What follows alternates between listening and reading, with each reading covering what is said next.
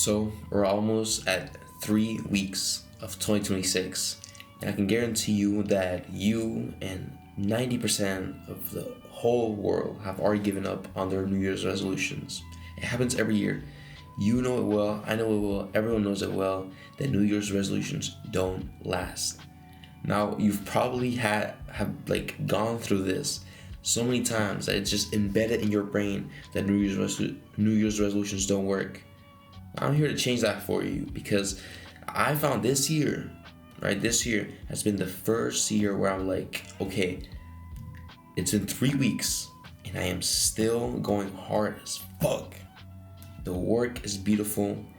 I'm zen, beautiful. Like, habits are getting done. The work is getting done. Yes, I've stumbled. I'm gonna be real. I've stumbled. Some days I've just been completely relapsed, skipped all the habits. But the important thing is that I'm still on the horse. That's really what's all about. Just keeping your foot on the gas and consistency. Now, how did I do it? It's basically a habit tracker. At the beginning of this year, December 31st, I bought this journal. I was inspired by Peter McKinnon, his video of the habit tracker. I just had to try it because I've tried many habit trackers over the years, and I don't know. It was a while since I used one. I was like, I think it's time to go back to it. And here it is. I bought this one. I don't really care what habit, like what notebook I use. I just care that it's a grid. That's all I really care about. And I like when it's like soft cover because I just throw around my like backpack. It's easy. It's not a big block. It can bend a bit. It's more flexible. And this one I found the size is perfect. I thought it was a bit big at first, but I fell in love with it. I'm not gonna lie. So here's how the habit tracker works. I have the first section it says habit tracker in the month. I like to do it by month because it's a good measurement, right? There's only 12. I found it's the best way for me. Now there's a line with all the numbers of the month, right? And then on every single line of those, every single day, I write one thing that's memorable from that day, the highlight of the day. Now, whether the day is the most boring thing that's ever happened to you or the most interesting, you write a highlight. Right, one or more things. If it fits in the line, don't go over the line because then it becomes like unclean, it's choppy, whatever. Just one thing. As you can see, this one random day, went to the Whitney Museum and sat at the Cafe Journal, and just like that, I remember that day I was feeling groggy. I was just sitting at home, sweating, wherever. I just got out, took a shower, got out, went to the Whitney Museum, saw a sunset, and journal about the new semester starting now. So it's just a highlight. At first, I thought it was useless. I really thought, because I was like, I already journal every day and I write down what I do. But I found it really enjoyable to just write down, and you can see it starts filling up and it looks like I wrote a lot because I did. So it just feels good. I like it. Next part, the most important one, is the actual habit tracker with the habits. Now here are my habits: meditation, cold shower, exercise, read, deep work, and journal. Those, I try not to go over 6. 5, 6 is my sweet spot. If I do too little, I just feel like I could do more. If I do too many habits, it gets out of control, So these ones are just the ones I found are the most important to me, and the ones that yield the most results. Yeah. So how do I do it? Just lined up with the days. I just color in the habit on the day, because you can, after a few days, you can really start to see like, oh damn, I've been lacking on my gym progress for quite a while. You can see patterns. That's really what it's all about: catching patterns and improving on that. That's what I was saying before. If you don't reflect what you do every day, you're gonna mess up. So here is what's for. And then lastly, just sleep, tracking sleep. I also thought this was pretty useless at first. I got it from Peter McKinnon's video, but I found it very interesting to see my sleeping patterns, because at the end of the day, as a college student, I don't prioritize sleep as much as I should, and this just helps me see like the patterns again. You know what I mean? You can see here this downfall I had when I came back to campus, and I had to wake up super early, and I went to sleep super late. And I've slowly gone back, now back to 8 hours of sleep every day. So it's about catching the patterns and improving on them before it's too late. You know what I mean? And let me rephrase that. It's never too late. You know what I mean? Like you can see here, I've missed a lot of days of exercise. I was during winter break. I was out in the city with my family, and it was I just made a lot of excuses on going to the gym. And some days I was busy the whole day and I couldn't. So I've missed quite a lot of days. But now that I'm back on campus, I've remade my routine, and I'm back to exercising. You know what I mean?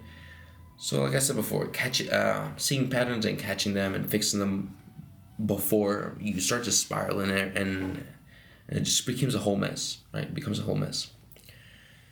This is how I do it. I'd have it on the first page, and then preceding that is just the journal. The every day just sit down. It's one of the habits, but I like to sit down. I write down the date, and it's like, okay, what happened today? It varies every day. It's not like every day I'm writing, journal, here's what happened, whatever. No, every day it's either I'm writing of what happened because it was an interesting day. I'm writing of a lesson I've learned over the day. For example, January 2nd, I was thinking about location and how where you are and where you spend your days matters a lot more than people put an emphasis onto. Some other days I've just wrote about routine and dopamine. And here's the thing, like I said before, when you're seeing the patterns, you're gonna mess up. You really are. Like you can see, January 3, I wrote, today the difficulty started to creep in. Excuse me. So it's about reflecting on yourself, and I find that so beautiful. This art of just seeing yourself, like talking to yourself, discussing things with yourself, and because at the end of the day, the only person you really have in this world is you. So why not have a great relationship with yourself where you can write things down and see things and improve yourself in this way. I found it very beautiful. Here I wrote workout routine. There's everything that happens to me is just right here. This to me is like a second brain.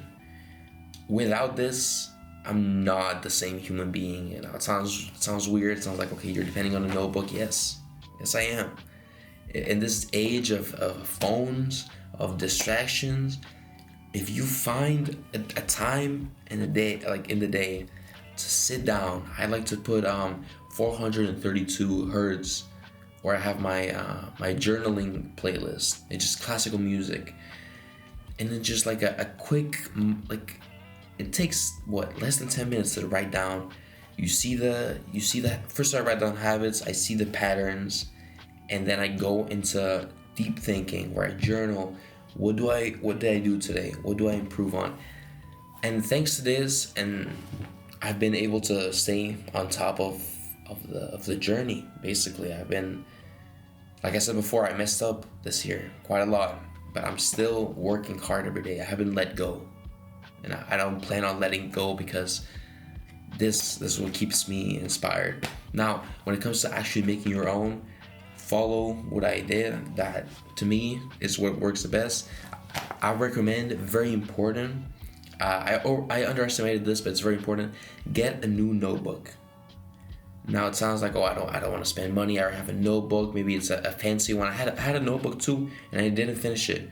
It was leather, it was really beautiful, but I was like, new year, new me, the quote. But it really is just about change of identity. You probably heard this before. If you're trying to improve yourself, it's about change. You don't change what's happening around you. You change yourself. In the book, I think it was this one actually. Psycho-Cybernetics. I think, yeah. It was there's different levels to change. There's the it's like a there's different layers. There's the outer layer where you change the surroundings. I think I might be wrong. And then there's the more inner layer where it's like you change what you do every day. And then the last layer is change of identity, and that one is the one that changes the most. Because if you change how you see yourself, if you change how you act, that's the deepest type of change you can do. And this, if you get a new notebook, new pen, you write clean. I just found that also helps a lot, because you're kind of just cutting and letting go of the past and starting anew. So this is the habit for 2026. I will, for now, like I said, it's been 3 weeks, so I'll see how it goes. I'll let you know in the future. But get yourself a notebook, start a habit tracker. You're gonna see the improvements. Take care.